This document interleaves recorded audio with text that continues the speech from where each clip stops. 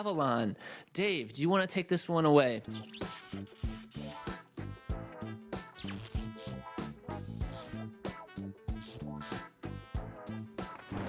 Yeah, we can take this one away. So Avalon, do you have the trailer?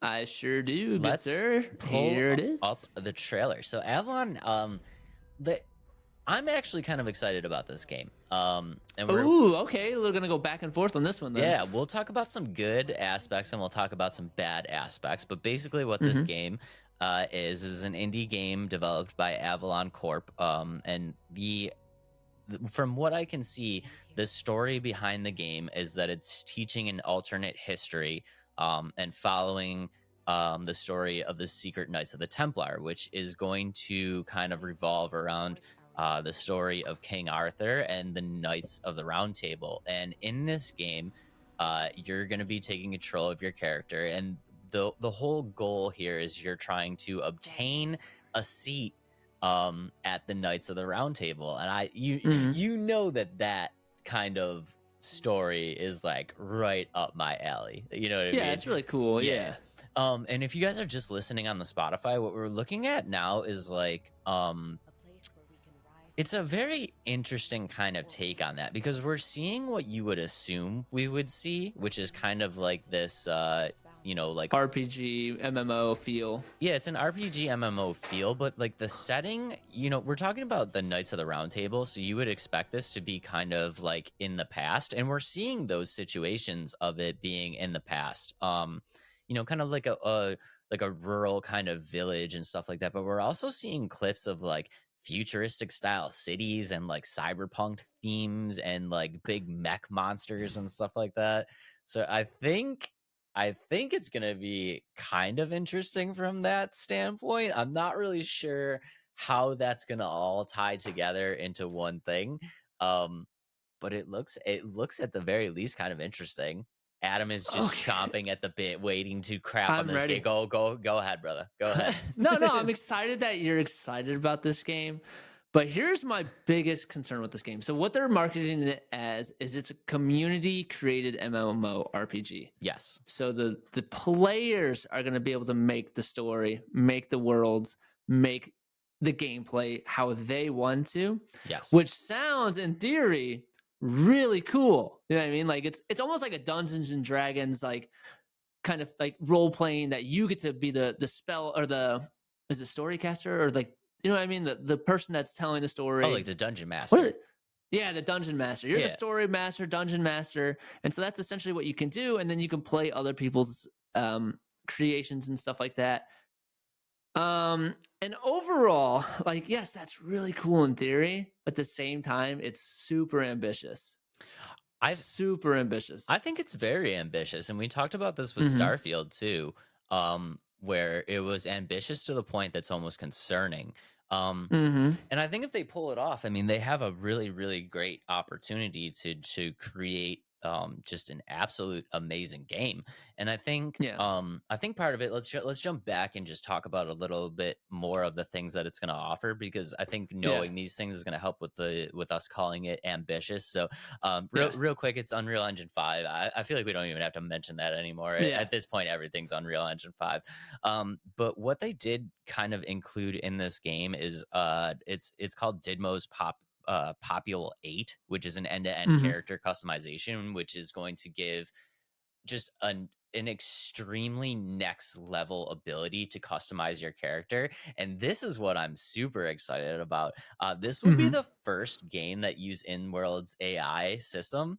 And basically what that is, it's a character powered engine that allows players to interact with NPCs like they never have before. Basically, the NPCs in this game are going to be controlled by AI. So they're going to be able to interact with you in very different scenarios based on what's actually happening in the game instead of having pre-programmed dialogue, which I think is really, really cool.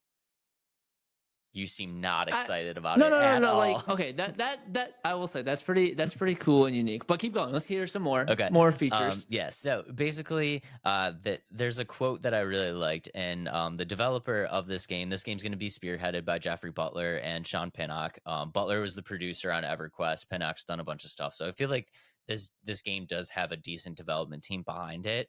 And Mm-hmm. he introduced a quote saying that his goal was to create a limitless online world where players are equipped with the tools to not only create whatever they can dream, but also share it across multiple connected realities, blurring the lines between virtual and real. And I think that's a very, very, very cool thing.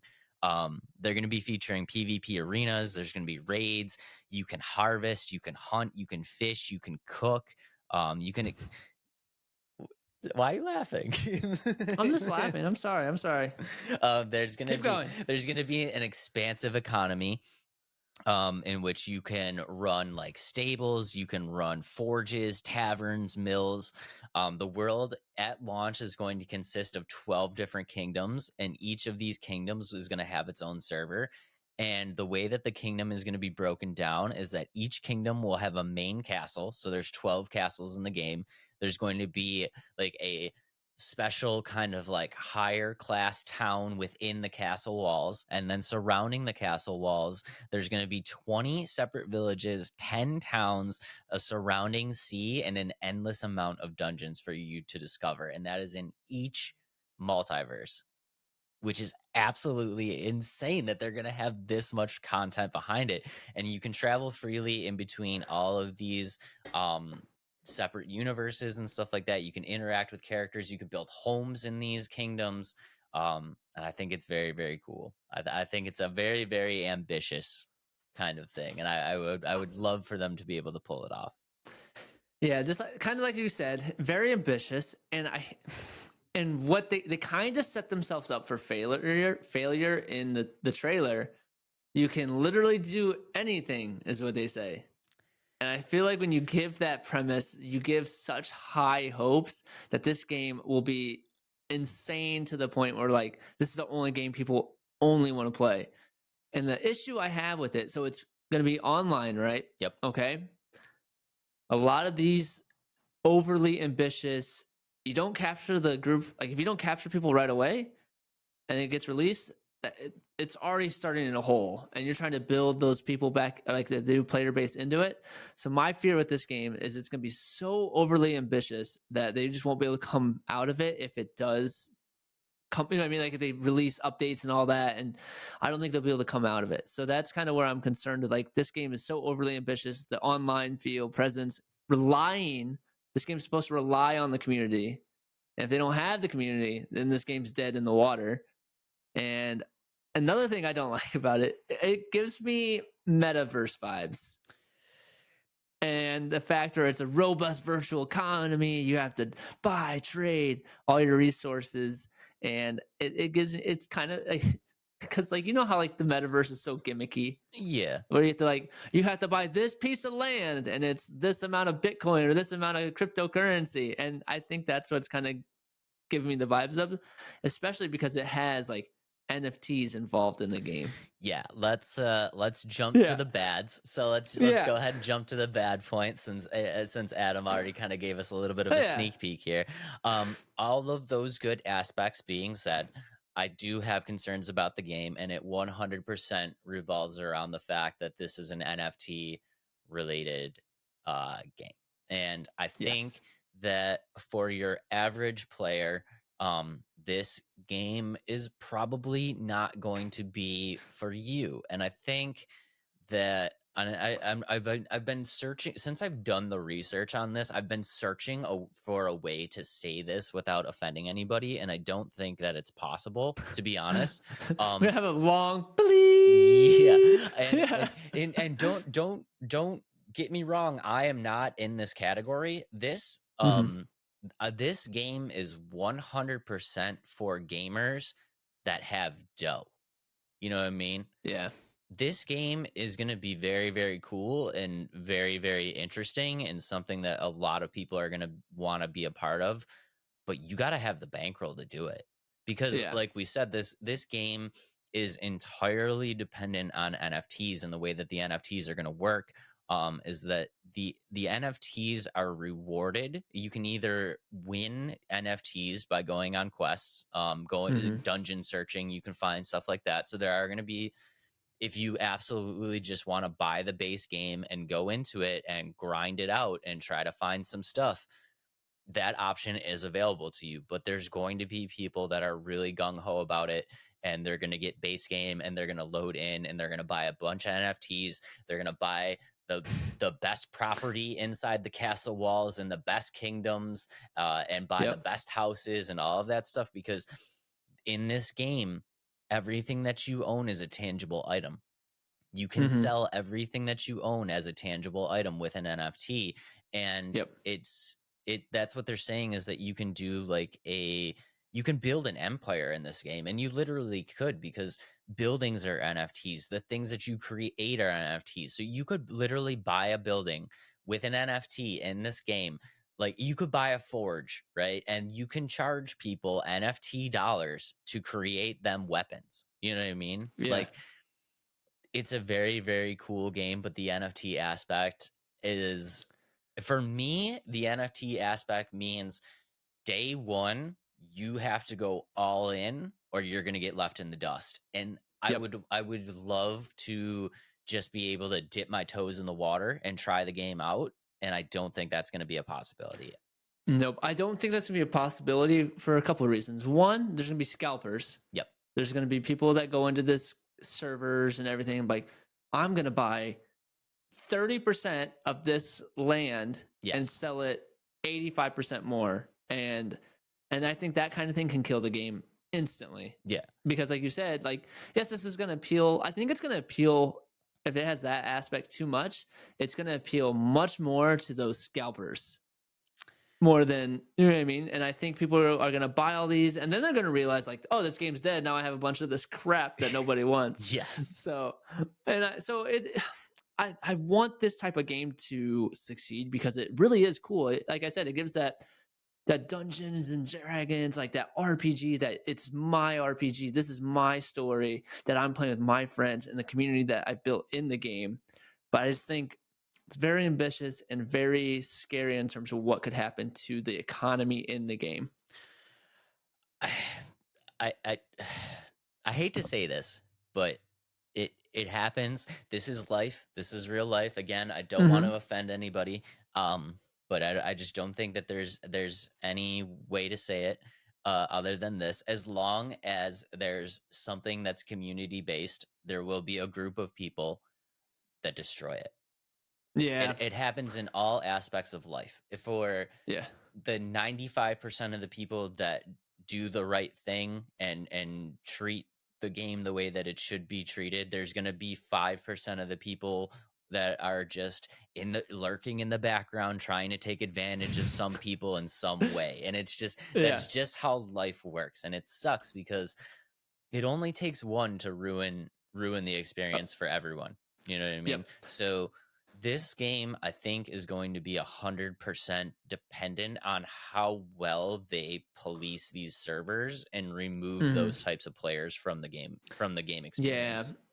I hope they have systems in place where they can't monopolize their server. Like one person can't monopolize the server, Yeah. if that makes sense. I think that will help drastically. Or if you do monopolize the server and you do own anything, you can't market it higher. Like you own that stuff, but you can't sell it for 50% more. I know that's kind of a big ask because like part of it is like you're trying to grow your empire, try to grow your revenue, so to speak, and your NFT like foundation. But I hope there's a way where they're like, you know what? No, the price is 50 in-game dollars or whatever the case is, but you can't upcharge it to, like, you can upcharge it 15%, but you can't upcharge it 85%. Okay. If they have that kind of, you know what I mean? I was totally against you until you put a cap on it, because I do think that, if this is an NFT situation. So if you get in early and you get yourself a nice plot of land with a great building in an area that's very popular,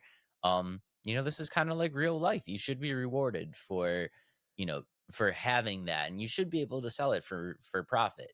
I think what they need to do is put caps on things. So and this is the worst part, is they'll never do this because they want people to spend money, but they should cap it on the fact of like, you can only spend X amount of dollars at one time. And what that's going to do is stop the scalpers, like you said, from buying Yeah. 30% of the property Ooh, yeah. in this area. It's like, dude, you can't do that. Like you can't buy 50% of the property. If you want to buy this plot and this house, like we know you're a real person.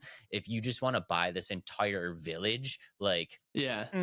I don't know. But you have to look at it And from then the game designs like standpoint. They're not going to be like, "Oh, somebody wants to buy this whole village." Like, yeah. nah, don't let them do it. They're going to be like, "Yes, please. Thank you for your money." Yeah. I think it's hard.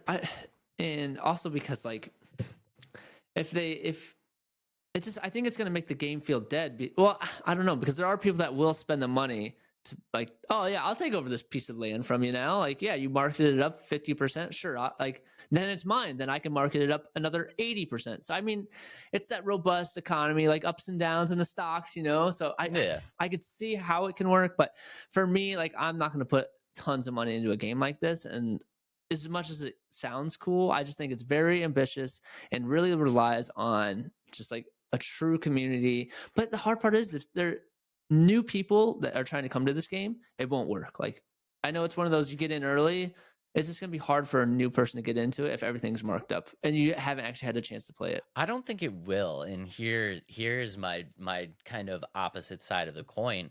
Hmm. I don't think it will, because if the game ends up doing well, what's to stop these guys from just creating another server in another That's kingdom? true. And Yeah. I think that has less of a disadvantage for new players as much as it has a disadvantage for the players that got in early and got their stuff, right? Because Yeah. Okay. they paid for this thinking that the value is going to go up, but really they're like, the developers can just create unlimited kingdoms and unlimited servers, Hmm. and it's like, is there really um it's a want, it's supply and demand, right? It's a supply, it's a Right. entire supply and demand situation. So if they're just inflating the supply, will the demand ever be there for you to actually make money on these things? I don't know. Hmm. Hmm. So I don't know. it could go both ways. Yeah. It seems like I said, it seems like it could be really cool. But okay, now my question is, so you kind of described the story a little bit. Do you think like because I know they're saying it's created by the community. Does that mean like you buy us like a world? Like you can buy the world and make it that experience that you want, and you have the land to sell to other people? I'm like that's where I'm a little confused too. No. So with the research that I've done, there's an actual story arc. So Hmm. the community isn't going to be building the story. The Okay. quests, like the storyline and the quests and everything, are going to be supplied by the developers. Hmm. What they're talking about, like the community being able to kind of like create what they want, is the community is going to be able to create how the kingdom looks within the server. Okay. So you as a person, you as Adam, are going to go in Yep. there. You're going to buy your plot of land. You're going to Hmm. build whatever you want on that plot of land with your NFT kind of money and stuff like that. You can put a house there, you could put a building there, you could put a tavern, you could put a shop, whatever you decide to put there. Hmm. Nobody's going to tell you what you can put there. So I understand. that is going to be like the more creative world type of aspect, is like Adam's Tavern is going to be available for all to see. You know what I mean? And like Hmm. people playing across all of these different universes can go into Adam's Tavern and grab a drink, and that's kind of like the creative thing. But and the actual storyline is going to be kind of supplied by the developers. So everybody's goal is still to, get their spot at the Knights of the Round Table. Okay, I understand. Yeah. That makes more sense because I thought it was like one of those things that you build the world and you can let people into your world. But okay, that makes more sense. So there's gonna be a certain amount of worlds, and then however people play it and design the world like in that server is what it's gonna look like. Okay, that makes sense. Yeah, it's not so much like you're designing your own world and you're letting the people, you're letting people into your world. It's like Hmm. your community is building one world together. I got You know what it. I mean? That So makes like sense. That's pretty cool. I Yeah. could buy a plot next to you, and you can put up Adam's Tavern, and I could put up Dave's Forging, and we can go into business together. I think it could be really cool. It could be really cool. That But is pretty cool. All yeah. right, I like. like I said, I don't want this game to fail. I want this game to really take off and really be that the meta. Like I want it to be the metaverse that the metaverse never actually was. Right. Yeah. Yeah, because oh man, because that in a way like that concept seems really cool, and especially like the VR aspect of metaverse and stuff like that. That's really neat. But it's just I don't think they had the foundation of putting something together like that. And I hope this game can figure out what Meta did wrong and kind of convert it to something better in their, you know what I mean, convert it to where people actually want to play and be a part of it. And I think adding that storyline to the story arc and making it have a purpose other than just, hey, I own this lot of land online and it doesn't matter in the real world. Does that make sense? Yeah. No, it totally makes sense. And Yeah. I think what it really comes down to is this is going to be 100% price related. It's like Mhm. how much does this stuff actually cost in real world Yeah. dollars? I mean, if Yeah. we're talking, you know, I want to get a plot inside this kingdom and it's costing me like 100 real world dollars, like that's Yeah. absolutely insane. But like Right. if you're charging me $3 for this plot of land, like sure, whatever. I'll Yeah, take it. yeah. Here's So $3. Yeah, yeah. and I think it's one of those things like if we can like have a plot of the land next to each other, the Let's Talk Nerdy Jesters Club. That would be pretty cool. So yeah. There we go. You see? We'll see you in Avalon. Now, Let's Talk Nerdy Jesters. Come on in. now you're excited. Now you're excited. Yeah. So I'm excited for bit. the game. When it comes out, I'm gonna see what the pricing is like, and then I'll make my determination of whether we jump in. But yeah, if it's you know, if a plot of land is less than $5, be on the lookout for the Let's Talk Nerdy tavern in Avalon. Yeah, I love it.